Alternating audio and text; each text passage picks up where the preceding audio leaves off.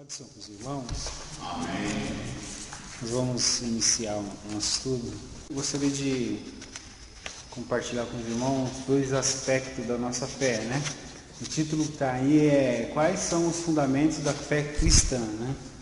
Quando a gente fala de fundamentos, a gente fala de alicerce, né? Em que está baseada a nossa fé. E principalmente nos dias que nós vivemos, a nossa fé, a gente tem perdido um pouco o rumo, né? Porque vem sendo acrescentado coisas que são desnecessárias, às vezes até muitas das vezes fora da Bíblia, e às vezes coisas que faz parte da Bíblia vêm sendo retiradas, né? Porque as coisas vêm sendo acrescentadas, Jesus vem saindo do centro e o homem vem sendo colocado no centro, né? A gente percebe isso muito nas músicas que são cantadas, né? Muitas músicas que são cantadas, quem está no meio é o homem, não Jesus. Um exemplo disso é aquela música Sabor de Mel, é uma dessas, em que o que está sendo cantado, quem está no centro ali, quem vai ser aplaudido, quem vai ser reverenciado, quem vai ser reconhecido, é a pessoa, e não Jesus. Uma outra música que expressa muito isso, dentre muitas, aquela música Restitui, ela, restitui, eu quero de volta o que é meu, eu quero agora, né? É nesse sentido, né? Quando na verdade o que prevalece é a vontade de Deus, não a nossa vontade, né? Às vezes quando nós perdemos algumas coisas, na maioria das vezes nós atribuímos que nós perdemos por causa do nosso inimigo. O inimigo das nossas almas tirou e eu quero de volta. E se foi Deus que tirou? Né? E às vezes nós, pela falta da perda da visão, a gente passa a não entender a ação de Deus, e a gente começa a fazer essas coisas aí, né? E olha, Senhor, eu quero, é meu, eu quero. Então, as músicas que são cantadas, geralmente elas têm um manto de adoração, né? Mas na verdade, quando a gente vai ver dentro da Bíblia Sagrada, o foco é outro, né? E é exatamente isso que esse assunto que a gente vai abordar fala sobre isso, os fundamentos da nossa fé. Eu acho que a semana passada eu falei em ligeiras palavras sobre hinos que a gente canta, que não é louvo a Deus. Aí o louvo da cobertura, é só palavra de altas letras, né? Que não é um louvor, é coisa que está engrandecendo o homem. Exatamente. Obrigado. Né? E isso aí é uma realidade, isso é fácil de entender, né? De ver assim. Só que, como muitas dessas músicas massageiam o nosso ego, né? O nosso ego de ter, de poder, de ser, então nós entendemos que não é uma música de oração, mas na verdade não, está sendo cantado uma coisa que não é verdade. No caso, uma mentira, ela começa a ser colocada como verdade e você começa a conviver com isso diariamente, todos os dias, né? Nós que temos a nossa opinião já formada, a nossa ideia, a nossa concepção, nosso conceito sobre vida, sobre a palavra de Deus já formada, então a gente consegue um pouco diferenciar, mas as nossas crianças não. As nossas crianças não conseguem ter essa concepção, né? Um exemplo disso é a escassez da ação de dons espirituais na igreja, né? Como que as nossas crianças vão entender o que é um batismo com o Espírito Santo, o que é um dom de línguas, dom de interpretação, se eles nunca viram isso? O que vai ser de nós? Isso é um problema seríssimo. Nós somos, até agora, nós somos chamados de igreja pentecostal, mas se não Se nós não movimentarmos isso, vai chegar um tempo que uma geração não vai viver isso. E aí? Como é que fica isso? Aí vai perdendo. Aí, só que outras coisas vão entrando. E vão assumindo o papel das verdades bíblicas. E a liderança, de uma certa forma, está impedindo você falar sobre planos espirituais, essas coisas que é bíblico, que você tem que ensinar. Quer dizer, como você acabou de dizer, como é que uma criança vai crescer sabendo? Não estava ensinando sobre planos espirituais recentemente em um dos nossos grupos, eu digo o Detroit. Aí alguém levantou e disse, não, essas coisas, isso aí, planos espirituais não expulsa o demônio. Eu não tenho que estar falando isso aqui, batendo nessa terra. Quer dizer, então fica sem ensinar. Então, e aí? E a nossa igreja, a Igreja Assembleia de Deus, ela foi fundada nesse meio, né? Nesse meio da ação de dons espirituais, né? Eu lembro na minha adolescência, de criança, infância, eu lembro de curso de doutrina, às vezes estava tendo um culto lá e a igreja se alegrando, e quando alguém levantava em voz de profecia, isso era como se fosse automático, todo mundo calava, né? E só a pessoa ministrava a profecia, e quando era só em línguas já tinha alguém já para interpretar, mas hoje em dia isso não ocorre mais. Então, esse é um problema sério.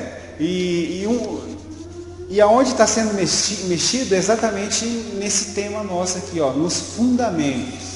Quando eu mexo no fundamento de uma casa, por exemplo, não sei se foi esse ano, no final do ano passado, lá no Rio de Janeiro, teve um dos prédios lá, estavam fazendo uma reforma no prédio. Os irmãos devem ter visto acompanhado. E essa reforma mexeu na estrutura do prédio. E o prédio veio abaixo. Por quê? Mexeu nos fundamentos, coisa que não era para reformar, às vezes uma parede, tirar uma casca, eles foram lá, mexeram nos fundamentos do prédio, e o prédio desabou. Por quê? A estrutura foi mudada, e a nossa fé funciona desse jeito. Inclusive, a Bíblia faz uma comparação entre a construção de um edifício, né? E assim nós somos construídos. Então, quais são os fundamentos da nossa fé? Então tá aí, o primeiro parágrafo, diz aí, os irmãos acompanhem para a gente ver. Quase todo cristão faz alguma distinção entre o essencial da fé e o que não é tão essencial, né? Ou seja, aquilo que é essencial para a nossa fé e aquilo que não é tão essencial. É o que eu já falei no começo. Às vezes tem coisas que são essenciais na nossa vida cristã, de comportamento, de conduta, de ética cristã, e às vezes essas coisas as pessoas falam assim, não, isso aqui não é tão essencial, para ser cristão não precisa disso, né? E às vezes tem coisas que não é essencial, como por exemplo, eu vou dar uma entrada aqui, mas mais à frente nós vamos falar, como por exemplo, rituais judaicos, do judaísmo, que é trazido para dentro da igreja. Embora foi uma coisa que foi instaurada por Deus no passado, mas não é para nós. Então, essas coisas que vêm de fora de uma outra religião, embora o cristianismo tenha a raiz no judaísmo, mas não é para nós. E às vezes aquilo que é para ser para nós é tirado de fora. Então, quase todo cristão faz alguma distinção entre o essencial da fé e o que não é tão essencial. A distinção entre si é bastante controversa, né? Quer dizer o quê? Que muita gente acha que não, isso se deve fazer, não, isso não deve mais fazer, né? Não, isso aqui era nos tempos antigos, né? Agora não. Então são esses tipos de coisas. Mas quais são exatamente os fundamentos, né? Aí é a pergunta que vai iniciar o nosso estudo, né? O fundamento da fé cristã. Então foi separado aqui 10 itens, e primeiro vamos falar 10 comportamentos cristãos essenciais, né? Então, na verdade, está um erro de concordância aqui, né? Mas 10 comportamentos cristãos, na verdade, essenciais. Né? Aquilo que realmente é essencial. Aquilo que quando você olha e você fala assim, ó, aquele ali é um cristão. São esses fundamentos aqui que vai definir isso daí. E nós vamos observar nesse estudo aqui, irmãos, que às vezes a gente olha assim, no cristianismo, assim, a gente imagina uma coisa tão estrondosa, assim, nós queremos nos mostrar mais por aparência, e às vezes os fundamentos do cristianismo são em pequenos detalhes, coisinhas que nós desconsideramos, mas que é fundamento, que tem que ser considerado.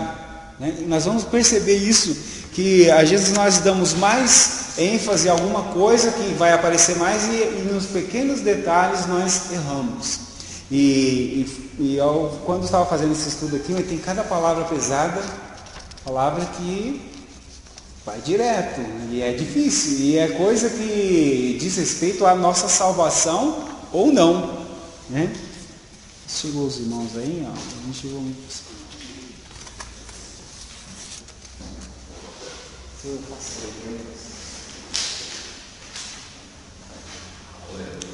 Na verdade, pode deixar aqui, se alguns girar, separem. Tá certo? Então, e sempre foi assim, né? Jesus sempre, as pessoas quando estavam pensando que era estrondoso, né? Coisas do tipo assim, Jesus, os seus discípulos não lavam a mão para comer, né? Tem toda aquela preocupação com higiene, com aquela coisa toda. Jesus fala assim, não é o que vai entrar pela boca que vai contaminar o homem, é o que eles estavam esperando, né? Porque lavar a mão, questão de higiene e não se contaminar com algum alimento possivelmente contaminado. Jesus fala, não é isso que vai contaminar o homem. Eles estavam falando de coisa carnal, e Jesus está falando assim, é o que sai da boca, é o que provém do coração. Então, eles esperavam uma coisa e Jesus falava outra coisa. Né? Eles falam sobre o adultério, Jesus falava assim, Jesus falou assim, olha, não é o ato apenas, mas se você apenas imaginar, desejar, você já adulterou. Então eles estavam esperando um ato praticado, mas Jesus vem com uma outra coisa que era mais além ainda. E a nossa fé é exatamente dessa forma. Às vezes a gente mostramos uma aparência e a nossa estrutura está danificada. Então vamos lá, 10 comportamentos cristãos essenciais. Se é essencial, não quer dizer que é vital, não pode estar fora. Primeiro, nós nos arrependemos e deixamos os nossos pecados. Isso aqui, irmãos, é base da fé cristã.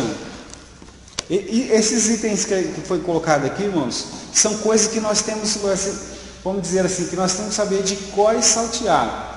Quando nós fomos questionados ou quando nós fomos ensinar sobre isso. Então, nós nos arrependemos e deixamos os nossos pecados. Todos nós aqui somos pecadores, todos. Inclusive o nosso vizinho de baixo, de cima, da frente, inclusive o presidente do Brasil também é pecador, né? Todos nós somos pecadores. A diferença está aqui nessa primeira comportamento essencial, é arrepender e deixar. A nossa diferença, que nós somos pecadores para os outros pecadores, é que eles não se arrependem, vivem a vida a pecar. Mas nós pecamos, mas nós nos arrependemos e abandonamos o pecado.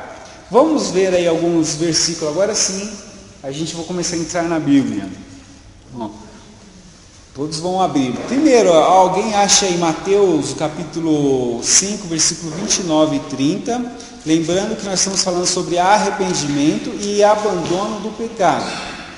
E a minha outra pessoa abre Mateus também, capítulo 11, verso 20 ao 24.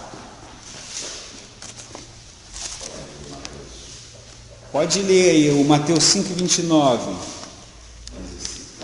Portanto, se o teu olho escandalizar, arranca-o e atira-o para longe de ti, pois te é melhor que se perca um dos teus membros do que o teu corpo seja lançado no inferno. E se a tua mão direita te escandalizar, corta e atira para longe de ti, porque te é melhor que um dos teus membros se perca do que todo o teu corpo seja lançado no inferno. Olha só que palavra pesada, mas que faz parte da fé cristã, né? Quando eu falo em fé cristã, que faz parte do fundamento da fé, quando eu falo assim, que eu tenho fé, mas eu não abandono o pecado, eu estou fora. Eu tenho fé, né? Eu tenho fé em Deus, eu vou à igreja todo dia, mas eu não abandono o pecado, a minha prática errada. Essa fé é nula. Na verdade, essa fé vai testemunhar contra mim, né? O ensinamento de Jesus, ele falou assim: olha, se o teu olho te faz pecar, arranca ele fora. Se a tua mão faz pecar, arranca ela fora, porque é melhor você ser salvo faltando alguma parte do seu corpo do que o seu corpo inteiro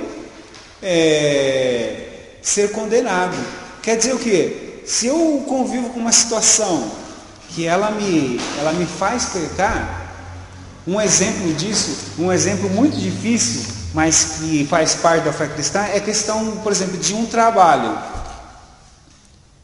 Se o trabalho que eu faço durante o dia, que eu tiro o meu sustento, ele me conduz ao erro, ao pecado, por que eu vou continuar lá?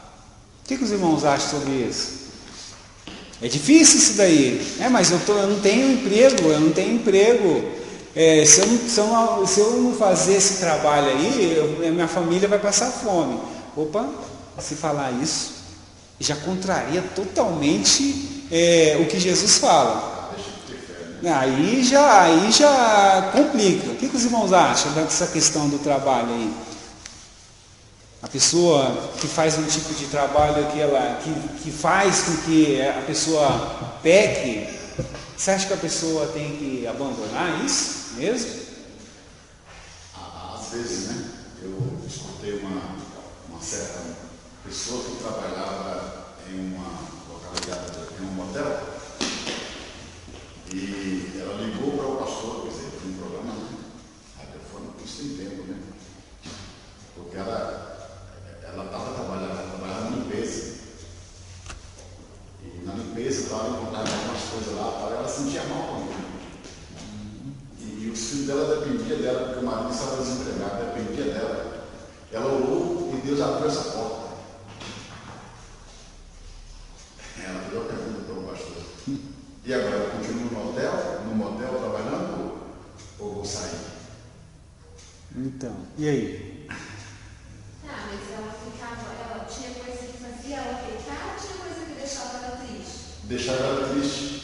E nesse caso, então, agora no caso, se não faz pecar, peca, é um bom ponto de vista, né? É bem diferente de você estar num lugar que você se entristece, você não se sente mais, ou de você estar num lugar que esse lugar faz você realmente pecar, né?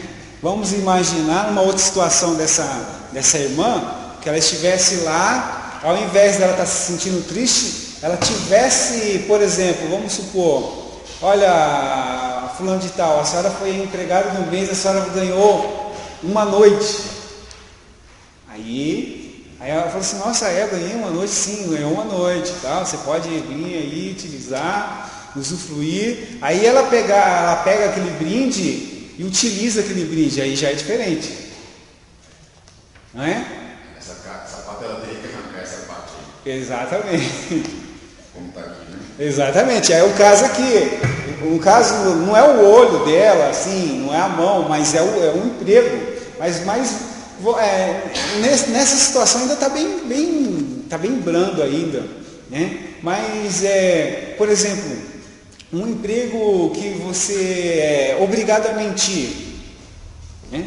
Uma situação que você é obrigado a mentir, por exemplo. Ó, você vai trabalhar aqui, por exemplo, geralmente em vendas acontece muito isso.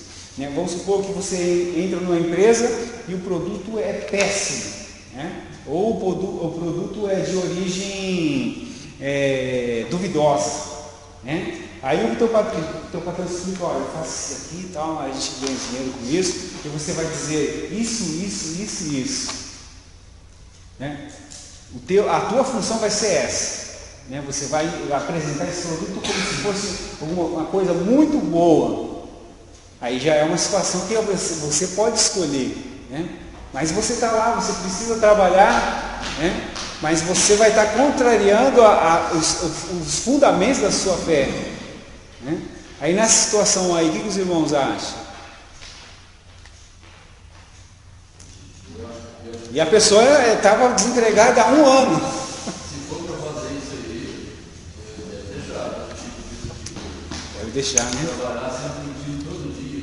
Com certeza. Você tem que apresentar lá, por exemplo, vamos supor que o produto é produto de origem de furto, né? E a pessoa arruma um jeito lá e coloca para vender. E você sabe daquilo, né?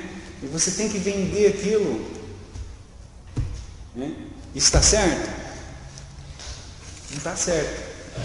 Está errado. Aí é o caso do primeira referência que nós demos, arranca fora.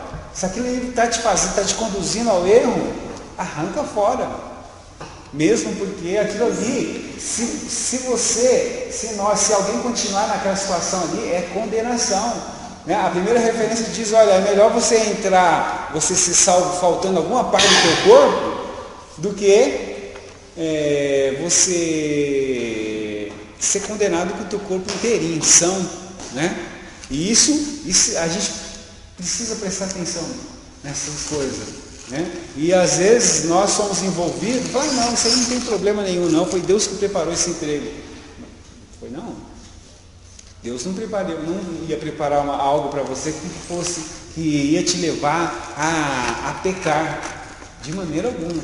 Não, mas eu estava orando, estava desempregado e eu precisava, tinha que trabalhar. E se eu deixar esse emprego, quem é que vai colocar alimento dentro de casa?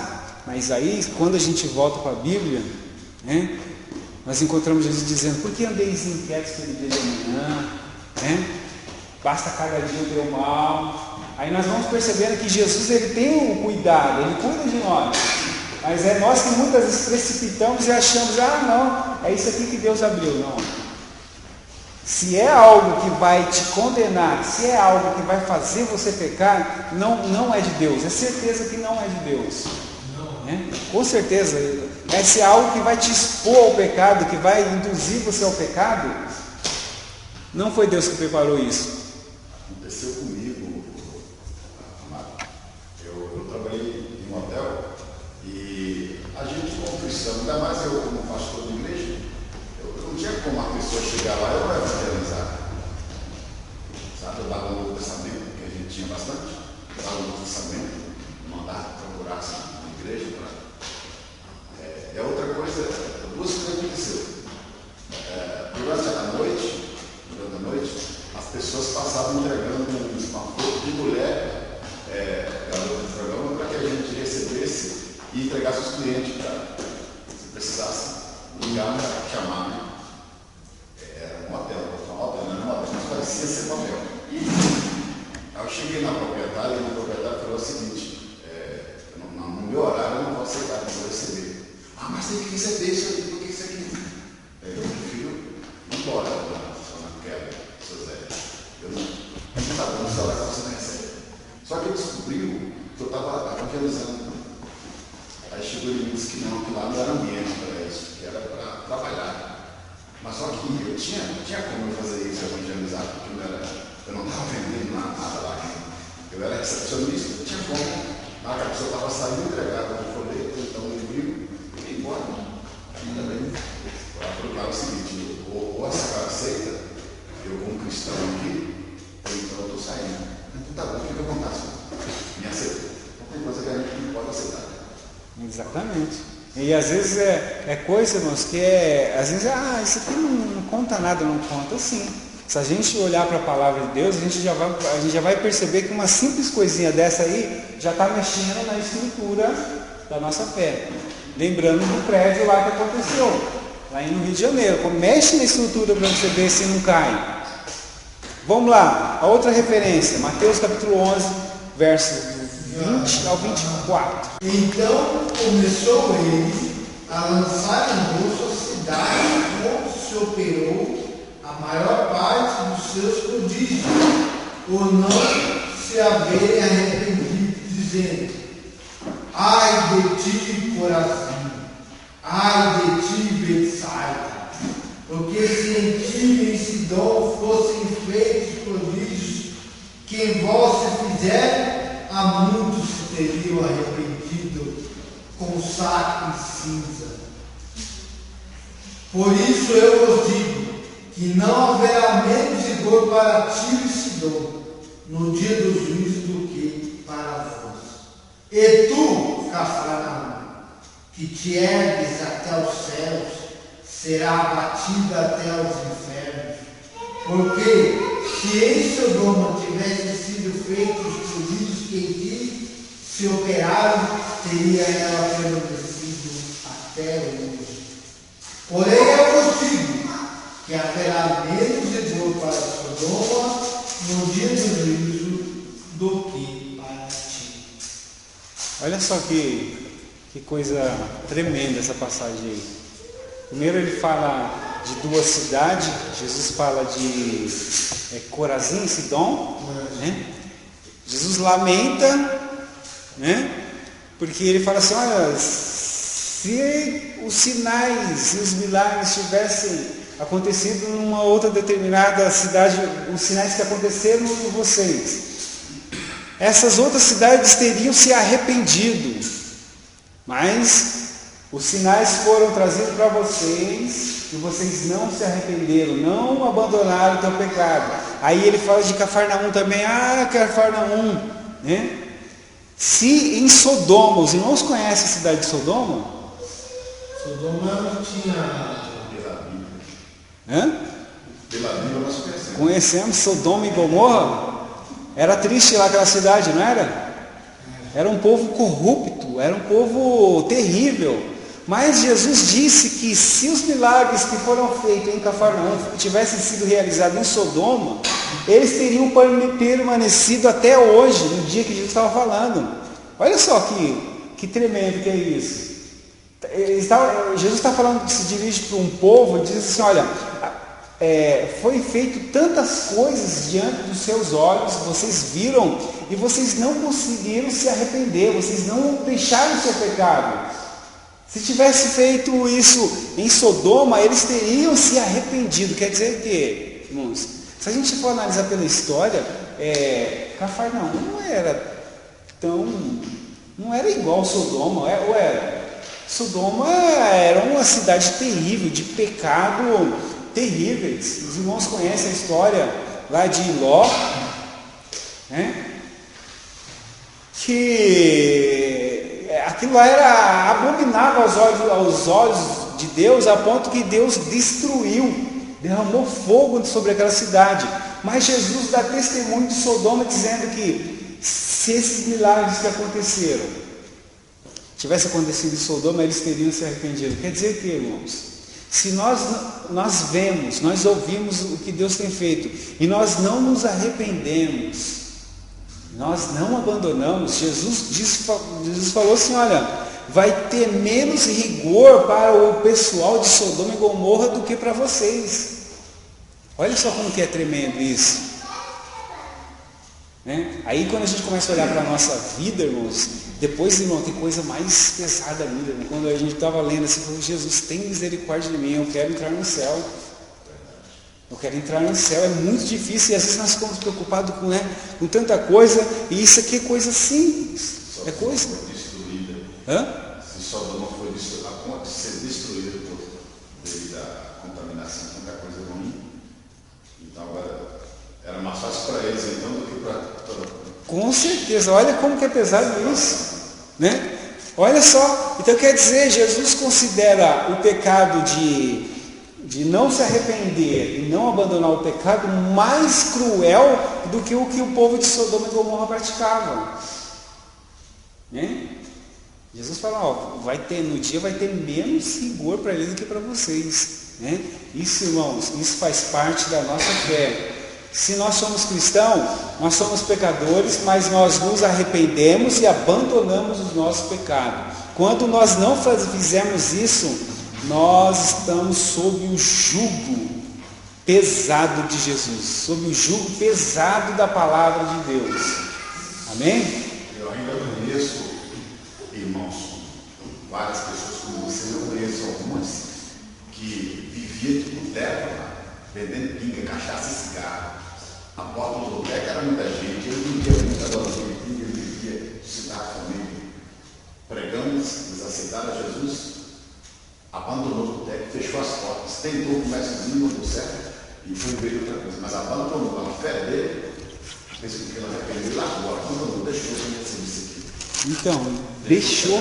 Isso aí é testemunho de fé, isso é testemunho de fundamento. Quem perder a sua vida por amor de mim, na verdade, achará. Quer dizer o quê? Para Jesus, irmãos, a Bíblia diz que o Evangelho é loucura. E é loucura mesmo. Porque é tudo ao contrário. No Evangelho, quando você perde aqui nesse mundo, você está ganhando. E quando você está ganhando nas coisas desse mundo, você está perdendo no Evangelho. É tudo uma coisa meio louca, assim, né? Coisa meio fora do normal. E é mesmo, é fora do padrão. Deus não está condicionado ao padrão humano. Né? Às vezes, quando nós olhamos Deus, achamos assim, Deus... Ele não vai agir dessa forma. Deus só age assim, assim, assim, assado. Quem disse que Deus age segundo o nosso conhecimento? Não age não, irmãos. A gente pensa que Deus não faria uma coisa dessa. De repente está os discípulos olhando, eu acredito que os discípulos estavam atrás de uma pedra grande assim. Os discípulos estavam voltando lá da cidade, que eles tinham ido comprar alguma coisa para comer, e na volta eles encontraram Jesus conversando com uma mulher. Ainda por cima de ser uma mulher, era uma mulher samaritana. Isso era terrível, não? Jesus estava conversando com uma mulher que não era comum naquela sociedade, você conversar com uma mulher na rua. Além de ser mulher, era samaritana. Além de ser mulher samaritana, a vida dela declarava que ela tinha uma vida promíscua. Olha a situação. Aí os discípulos vêem aquela situação, eles diz lá o texto que eles maravilharam, né? Essa palavra maravilharam não é porque eles ficaram assim, quando a gente fala maravilhado, a gente pensa em se alegrar, né? Mas na verdade eles ficaram assustados, eles ficaram assombrados com aquilo. Por quê? Jesus era perseguido pelos fariseus, eles viviam 24 horas aos pés de Jesus para condenar Jesus em alguma falta. E de repente Jesus dá uma furada dessa, vamos dizer assim, entre aspas, para os discípulos. Jesus dá uma furada dessa conversando com uma mulher samaritana ainda, né? Talvez eles lá, mas o que Jesus está fazendo? Olha a besteira que Jesus está falando, conversando com uma mulher samaritana, prostituta. E se os fariseus vê ele, agora ele acabou com tudo. Imaginamos os discípulos falando isso. Se é quando a gente sai da visão dos discípulos, né? Os irmãos, nós imaginamos os discípulos. Vamos sair da visão dos discípulos e vamos para o foco de Jesus. Aí nós encontramos Jesus falando assim, se você beber da água que eu te dou, que eu tenho, você nunca mais terá sede. Né? Você nunca mais vai precisar. E os discípulos estão lá, meu Deus, o que Jesus está fazendo? Jesus não pode fazer uma coisa aí, Jesus está lá, fazendo a obra do Pai. Né? Olha, se você beber dessa água, amanhã você vai ter que voltar aqui para beber. Mas se você beber da água que eu te dou, você nunca mais vai ter sede. E ainda mais vai jorrar uma fonte dentro de você, uma fonte de água viva que vai jorrar eternamente. Glória a Deus por isso. Né? Jesus estava fora do padrão dos discípulos. Mas quem diz que Jesus respeita, né, o padrão? Ele não vai ferir a santidade, mas ele não depende de nós. Né? Outra vez que Jesus saiu fora do padrão, chega um cego para Jesus lá, né? E Jesus, eu quero ver, você quer ver? O outro cego, Jesus falou para ele assim, ó, Jesus, eu quero ver. Ele falou assim, vê, né? Assim, vê, a tua fé te salvou. Só que esse outro chegou lá, Jesus, eu quero ver, você quer ver? Quero. Jesus, imagina a situação, como é uma falta de, sei lá, de educação. Você encher a sua boca de cuspe, né? É falta de ética, é antiético isso, né? Você enche a boca de cuspe e cospe no chão. Além de cuspir no chão, você vai lá, pega uma seta, aquele negócio, e coloca no olho do rapaz lá. Né? Talvez quando Jesus cuspiu aquela cuspida assim, talvez algum discípulo, meu Deus do céu, o que é isso, Jesus? Isso é antiético. Isso não é uma coisa que se faz, né? Mas Jesus, nesses padrões humanos, Jesus estava realizando uma obra. Né? E às vezes, irmãos, é isso o que acontece conosco. Às vezes nós chamamos, Deus ele trabalha só dessa forma. Não.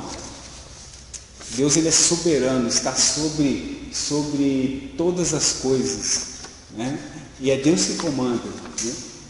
Amém? Vamos lá para mais uma referência, ainda nesse primeiro tópico, falando sobre arrepender e abandonar. Atos, capítulo 2, verso 38, o primeiro. Depois, Atos, capítulo 3, o verso 19. Disse Pedro: arrependei-vos e cada um de vós seja batizado em nome de Jesus Cristo, para perdão dos pecados, e recebereis o dom do Espírito Santo. Olha só que bênção isso aí, irmãos. Ó, a gente está falando de arrepender e abandonar pecado, né? Essa referência foi em Atos 2 e 38. E eu separei 3 itens desse versículo aí, mas agora a irmã lendo ali, me apareceu um 4º item. Eu anotei aqui, ó, arrepender, né? Ó, arrependei-vos. Depois de arrepender, batizar, ser batizado. Batizado para quê? Né? Arrepender primeiro para ser batizado. Batizar para quê? Segundo o versículo, para serem perdoados os vossos pecados. E depois apareceu mais um aí, né? O Espírito Santo é bom, né? Para receber o quê?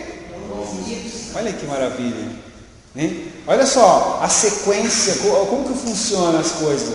Você se arrepende, você deixa, você abandona o seu pecado, você se batizar como uma profissão de fé, né? Eu sempre falo com os adolescentes que o batismo, irmãos, é igual essa aliança aqui, né? No dia do casamento, todos que são casados fez um juramento de ser fiel em todos os momentos da vida e permanecer, né?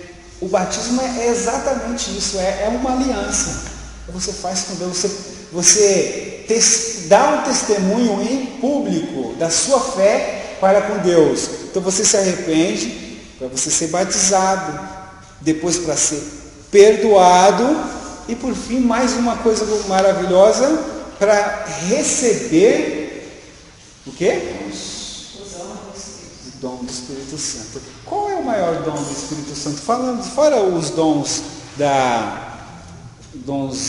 espirituais, qual que é o maior dom do Espírito Santo? Aquele que ele pode... Por que você tem o Espírito Santo?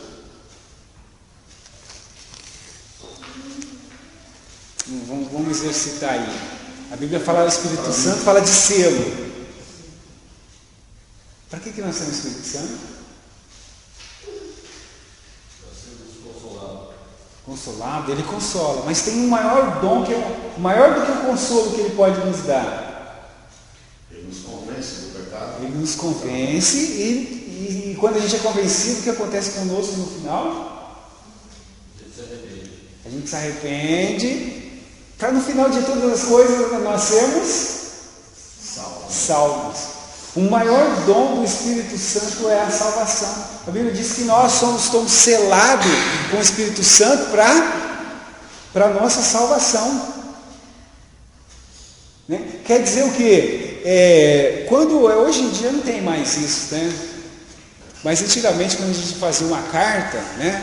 Os irmãos lembram da época das cartas ainda? Eu escrevi várias, né? Ainda tem CDF. Tem ainda, tem, né? Mas teve um tempo que carta era, né? Carta era... E eu gostava demais. Era bom, né? É como receber, né? Quando recebe, você ia lá na cartinha, lá na casinha de hoje, você tinha uma carta, olha pra mim.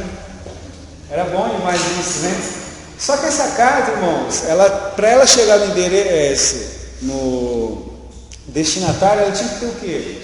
Um selo. Sem o selo. Se você pegasse uma carta, né? E fosse lá no correio, entregasse, ou aqui em Monte Santo ainda tem daquelas caixas de correio, né? Antigamente tinha muito, você colocava lá, depois o pessoal do correio passava recolhendo e levava as cartas, né? Se tivesse uma carta que estava sem selo, o que acontecia com a carta? Não seria enviada. Não seria enviada, ela voltava para o dono, né? Falou assim, essa carta não tem como ir porque não tem selo. Irmãos, assim, da mesma forma, igualzinho, sem mudar nada, a Bíblia fala que nós somos uma carta, lida por todos. Se nós não temos selos, nós vamos chegar ao destino? Não. E qual que é o nosso destino? É o céu. E quem é o nosso selo? O Espírito Santo de Deus. Se a gente não está selado com o Espírito Santo de Deus, irmão, nós não vamos chegar lá. A bênção apostólica, como que é a bênção apostólica? Ela fala de 3 aspectos. Qual que é? Amor, graça, comunhão, né? A graça do Senhor Jesus Cristo, o amor de Deus e a comunhão do Espírito Santo seja com vós todos. Amém. Irmãos, esse versículo aqui a gente pode trocar ele inteirinho por uma palavra: salvação. Por quê? A Bíblia diz que a graça, nós somos salvos pela graça, pela nossa fé, através da nossa fé, né? Eu acho que é Efésios 3:8, nós somos salvos pela graça mediante a nossa fé. Segundo, amor. Lá em João diz que Deus amou o mundo de tal maneira que deu o seu único filho. Então, a graça salva, o amor de Deus também salva, né? Que ele entregou o seu único filho por amor da humanidade. E em terceiro, comunhão do Espírito Santo. Comunhão também salva, é o selo. Se eu não tenho comunhão com o Espírito Santo, o pastor nos diz que ele nos convence, né? Todos os dias nos convence. Olha, Fábio, tá, não é isso, vai para cá. Não é nós que chegamos a uma conclusão, eu estou fazendo uma coisa errada. Não é nós que chegamos a essa conclusão. É o Espírito Santo de Deus que nos impele, que nos desafia, que nos... tem uma outra palavra, que nos... Quando a pessoa está importuna, é o Espírito Santo que nos importuna naquilo que nós estamos fazendo errado. Aí ele fala assim, está errado. Aí nós chegamos a uma conclusão, nós somos convencidos por ele. Eu estou errado. E se eu não tenho esse Espírito Santo, quem é que vai me convencer? A minha consciência, irmão, ela é ligada à minha carne. E a nossa carne, ela é corrupta. A carne, como é que diz lá? Ela luta, né? Ela luta pelas coisas da carne, né? Ela puxa pelas coisas. Então a minha consciência, ela é carnal. Ela nunca vai me acusar de que eu estou fazendo uma coisa errada. Então, irmãos, a graça, o amor de Deus e a comunhão, isso fala de salvação. A bênção apostólica fala de salvação. Então, se eu não tenho o Espírito Santo de Deus, tudo isso ainda no versículo 2, capítulo 2, verso 38, que a nossa irmã Inês leu. Lá fala de arrepender, depois o próximo passo, depois do arrependimento, batizar, para ser perdoado e para receber o dom do Espírito Santo, o dom maior, que é a nossa salvação. Graças a Deus por isso. Que nós possamos ter esse dom, irmãos. Que é esse selo que é o Espírito Santo, é Ele que vai determinar. E outra coisa, irmão, interessante que Deus vai lembrando a gente, o selo antigamente significava propriedade, né? Quando, por exemplo, hoje ainda tem isso, o selo no gado, é comum os gados serem marcados, não é? Com a sigla lá do fazendeiro. Significa o quê? Que aquele gado tem um dono, pertence, né, ao fulano de tal. Irmãos, assim somos nós. O Espírito Santo é essa marca, é a marca da promessa, né? Aquela marca, fala assim, ó, quando o diabo chega para nós, assim, diante de nós, fala assim, opa, esse aí tem dono. Por quê? Porque ele vê o selo, fala assim, ó, esse aí tem dono. E se a gente vive uma vida sem selo? Né? É destruição na nossa vida. Por exemplo, quando naquela das 10 pragas do Egito lá, que Deus mandou toda a família do Egito sacrificar um animal e pegar o sangue desse animal, colocar nos umbrais da porta, aquilo lá era um selo. Era um selo. E quando passou o anjo da morte, quando ele passava na porta, via aquele selo, o que ele fazia? Ele ia embora, né? Passava lá, não tem selo. Chegava numa casa, ó, aqui não tem selo. Chegava lá, irmão, só destruição. No outro dia, no mesmo dia, só houve lamento. Um grande lamento se levantou no Egito porque não tinham selo. Vamos ler a outra referência? Atos 3:19. Arrependei-vos, pois, e convertei-vos, para que sejam apagados os vossos pecados, e venham assim os tempos do refrigério pela presença do Senhor. Olha que maravilha. A mesma coisa, irmãos, arrepender. Aí fala de arrepender, fala para converter, né? Ou seja, eu arrependi, eu converti, eu abandonei, para que sejam perdoados os vossos pecados. E venha o quê? Que tempo que venha? Tempo de refrigério, tempo de paz com Deus. Paz com Deus, porque o homem que vive longe de Deus, ele vive em guerra com Deus, ele vive distanciado. Mas quando nós arrependemos por causa da palavra, nós nos convertemos, nós somos perdoados, aí sobrevém um tempo de refrigério na nossa vida, né? Nós somos crentes, então nós somos intocáveis pelo mal. Não. O mal habita em nós. O mal que é a nossa carne corrupta. O mal mora dentro de nós. Como é que a gente, né?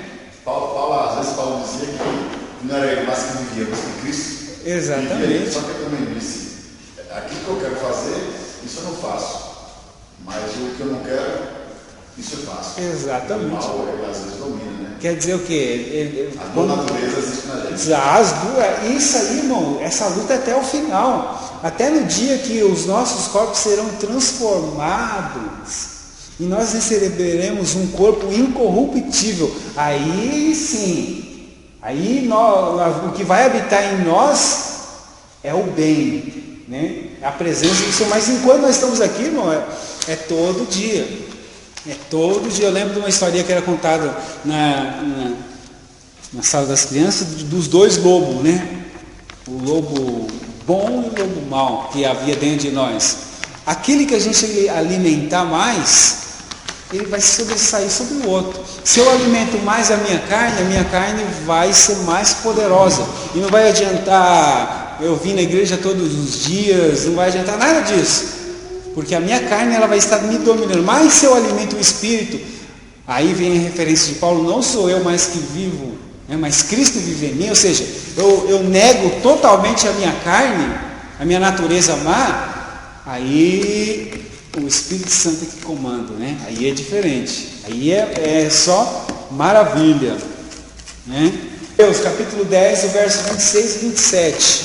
Se pecamos voluntariamente, depois de termos recebido o conhecimento da verdade, já não resta mais sacrifício pelos pecados. Olha isso, hein? Mas uma certa expectação horrível de juízo e ardor de fogo que há de devorar os adversários. É isso? É isso mesmo. Os irmãos prestaram atenção nesse versículo aí? Olha só, vamos ler novamente, pausadamente, para a gente entender bem. Versículo 26. Olha só. Porque se pecarmos voluntariamente, ou seja, de vontade própria, planejado, premeditado, se pecarmos voluntariamente, depois de termos recebido o conhecimento da verdade, ou seja, você ouviu a verdade, você se arrependeu e você abandonou, só que você reincidiu de novo. Olha a situação. Depois de termos recebido o conhecimento da verdade, olha só o final desse versículo: já não resta mais sacrifício pelos pecados. Olha, quer dizer o quê? Se eu recebi a Cristo, eu experimentei a graça, né? Eu experimentei o plano da salvação, eu experimentei a comunhão com Cristo, e eu resolvo pecar voluntariamente. Esse pecar voluntariamente aqui, irmãos, é abandonar a Cristo. Quantos de nós vemos testemunho de pessoas que estavam no meio de nós e simplesmente abandonaram? Não é abandonar, irmãos, de parar a caminhada. É diferente de você estar caminhando para o céu. Eu estou caminhando aqui, eu paro a caminhada, eu sento no meu caminho e paro ali. Agora, eu estar caminhando para lá, no céu, e de repente eu mudar para lá, totalmente em direção, se chama abandonar. Apostasia, abandono, né? A pessoa estava aqui no cristianismo, de repente passa por uma outra religião, né, que vai blasfemar o nome de Deus. Isso é o pecado voluntário. Para essa pessoa, é bem claro o versículo: já não resta mais sacrifício pelos pecados. Ou seja, o que Jesus podia ter feito, ele já fez. Agora não resta mais o que fazer. Significa o que, irmãos? Que essa pessoa não tem mais salvação. A pessoa que entra nessa situação. Versículo 27. O que resta então? Mas uma certa expectação horrível de juízo e a dor de fogo que há de devorar os adversários. Ou seja, uma pessoa que num tempo experimentou a graça, experimentou o perdão de Jesus e deixa tudo e começa a seguir um outro caminho, não tem mais nada a ser feito, porque não vai o espírito de arrependimento da pessoa não vai agir mais, a pessoa não vai voltar mais, quer dizer, essa pessoa já se condenou. Versículo 27, que a única expectativa dessa pessoa é uma expectação horrível de juízo, ou seja, a condenação eterna. Por isso, irmãos, que Deus possa nos dar graça, que nós nunca venhamos a perder a nossa fé. Por isso que a fé, ela é o firme fundamento. Olha só, fé, firme fundamento. Quando a gente perde esse fundamento, a gente perde todo o edifício, né? Quantas pessoas você conhece aí que estava aqui hoje adorando a Deus e hoje está lá no centro de Ubanda, está lá adorando uma imagem? Pessoas que já experimentaram, decidiram voluntariamente, ou seja, decidiram abandonar Jesus por livre e espontânea vontade. Infelizmente, esse versículo aqui, ele traz esse juízo sobre esse tipo de pessoa. Que Deus possa nos guardar, né? É que nem eu fazer igual o apóstolo Paulo, ó, combati o bom combate, né? Acabei a carreira, e fiz o que com a minha fé? Guardei escondido, né? A fé tem que, porque se nós não tivermos fé, a gente não chega a Deus, não chega. Amém, irmãos? O ponto 2, o primeiro fala de fundamento, irmãos, é arrepender e abandonar. Isso é característica cristã, né? Se a gente fosse fazer um exame de DNA na fé cristã, teria que estar contido isso aqui, ó. Teria que ter um gene lá no nosso DNA. Esse gene teria que estar escrito lá: arrependimento e abandono de pecado. Isso é genético, pertence é uma característica cristã. O outro gene teria que estar escrito perdão. Esse aqui é terrível também. Eu conheço muita gente que é difícil. Isso aqui é difícil, irmãos. Vamos lá ver? Ó, ponto 2. Nós perdoamos aos outros. Perdoa mesmo? Perdoa ou não? Perdão é difícil. Perdão não é fácil, não é coisa fácil. Vamos ler. Olha só que palavra maravilhosa e ao mesmo tempo constrangedora para muitos. Mateus, capítulo 6, verso 14 e 15. Porque se perdoardes aos homens as suas ofensas, também vosso Pai Celestial vos perdoará a vós. Se, porém, não perdoardes aos homens as suas ofensas, também vosso Pai vos não perdoará as vossas ofensas. Olha, eu vou fazer uma pergunta aqui. Quem aqui precisa de perdão de Deus todos os dias? Todos nós precisamos de perdão? Olha só, olha que negócio, olha que palavra constrangedora, irmãos. Tem duas frases dentro desse versículo: se perdoardes, e a outra: se não perdoardes. Esse se aqui, essa palavra se, ela, acho que é uma conjunção no português que é condicional. Ela condiciona, né? Quer dizer aqui, é condicional, absolutamente condicional. Jesus começa falando: se perdoardes, quem? Se perdoardes vossas. E aí, irmãos? Não tem isso aqui, irmão. Não tem uma terceira opção, não é? Ou é sim ou é não. Né? Se eu perdoo, eu recebo o perdão de Deus. Se eu não perdoo, eu não recebo o perdão de Deus.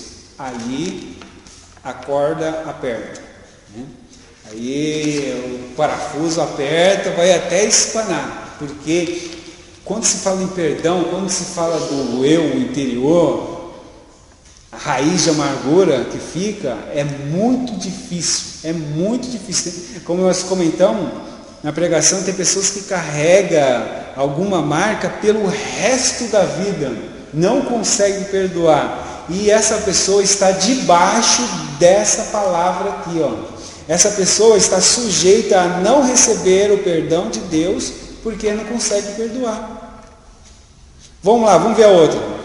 Mateus ainda, o capítulo 18, verso 33 e 35. Vamos ver se melhora a situação.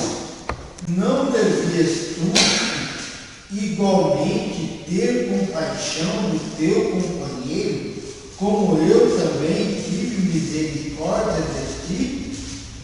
E, indignado, o seu Senhor o entregou aos atormentadores, até que pagasse tudo o que devia. Assim vos fará também meu Pai Celestial, se do coração não perdoardes, cada um a seu irmão, as suas ofensas. Olha aí, já vem essa palavrinha se de novo. Se de coração não perdoar. Só que aí acrescenta, olha só como é maravilhoso, né? Eu li esse versículo, não tinha percebido essa palavra. Se de coração, não é de boca, né? Às vezes eu conheço, tá bom, perdoa, até aquele abracinho tá mais lá dentro o negócio está com, se eu pudesse, né? Outra vez tem aquele perdão 80%, vamos chamar ele assim, né? Olha, eu te perdoo, mas você não faz isso de novo. Você não faz isso de novo não, porque a próxima vez eu te pego. Irmãos, não há o perdão nisso, né? Esse texto que o Rubens leu aí fala daquela parábola, né? Do homem que devia para um certo credor, um senhor lá, e ele chegou no dia de pagar, não tinha dinheiro, falou, me perdoa porque eu não tenho dinheiro, não tenho misericórdia de mim, eu não sei o que, não sei o que. O que o Senhor fez? Perdoou ele. Só que alguém devia para ele, e a pessoa foi lá, na mesma situação, me perdoa, porque eu também não tenho dinheiro. Perdoa não. Não te perdoa. Eu quero meu dinheiro, cara. Eu quero. Esquece tão rápido, né? Das coisas. Ele tinha acabado de receber o perdão, né? Olha só, tinha acabado de receber o perdão, né? Olha para nós, Jesus tinha acabado de morrer, Jesus acabou de morrer por nós estamos aqui. Aí vem o nosso irmão, não, senhor, enquanto você me pagar, você vai para a cadeia. Aí o Senhor de tudo ali ficou sabendo da situação, chamou ele lá, mas peraí, você não devia ter perdoado teu irmão igual eu perdoei você? Mas não sei o que, então é o seguinte, então você vai usar atormentadores até que você me paga tudo o que deve, né? Só que ali conota um tempo ele paga por algum tempo e pronto, né? Aí Jesus no final ele fala, né, que Deus vai fazer a mesma coisa, só que o tempo do atormentador da parte de Deus é diferente do tempo da parábola. O tempo de tormento de Deus é eterno. Essa é a diferença. Uma vez lançado lá, você não vai voltar mais. Você vai ficar pela eternidade. Eu não sei quanto tempo dá a eternidade, mas é um bocado de tempo. Tem, né? A eternidade é 100 dias. Já pensou, irmão? A gente fica lá e fala assim, você vai ficar até você pagar. Mas quando é? Não sei. Não tem fim. Conta assim um certo lado da Bíblia da gente. Falaram no nosso curso, vai passar 6 milhões de anos, uma eternidade. Os que estão lá no tormento, lá em humanidade, já tem 6 milhões de anos, nós estamos aqui dentro, queimando sem morrer, não vão morrer. Aí o outro vai levantar e dizer, alguns vão falar assim, o pior é que não vamos sair mais daqui. Aí enquanto isso o povo foi para o céu, vai dizer, tem 6 milhões de anos que nós estamos aqui no céu, só glória. Mas graças a Deus que nunca mais vamos sair daqui. Graças a Deus. E é assim que acontece, irmãos, né? Vamos parar aqui, outro fundamento da fé. Perdão. Perdão é característica de cristão, né? Não é característica de crente. Ser crente é uma coisa, ser cristão, ser crente é rótulo, ser cristão é conteúdo, é diferente, duas coisas diferentes, né? É o mesmo sentimento que teve o nosso Senhor Jesus. Exatamente, né? Ele deu o exemplo disso. Às vezes o nosso conteúdo é falso, não tem nada de verdadeiro, mas nós achamos que está dando o mesmo resultado, né? Eu estou aqui na igreja a mesma coisa, né? Eu estou aqui na festa a mesma coisa, eu não precisei vestir essa túnica aí, né? A túnica de núpcias, né? Aquela parábola lá. Olha, vocês todos tiveram que entrar na festa, tiveram que colocar túnica. Eu não, olha que roupa maneira que eu estou, né? Mas o Senhor da festa chegou, bateu o olho naquele homem lá, chamou ele no canto e falou, por que você está sem a roupa? Aí, né, a parábola diz que ele gaguejou, não soube explicar, e aquele homem foi lançado para fora. Irmãos, se nós somos cristãos, nós temos que ser genuinamente cristãos. Eu posso enganar o pastor, a igreja, mas a Deus, ao Senhor da festa, eu não consigo enganar. E quando ele vem, que ele bate o olho assim, rapidinho ele percebe. Amém, irmãos? Deus abençoe. Depois nós vamos continuar a partir de terça-feira que vem, se for possível. Deus abençoe os irmãos.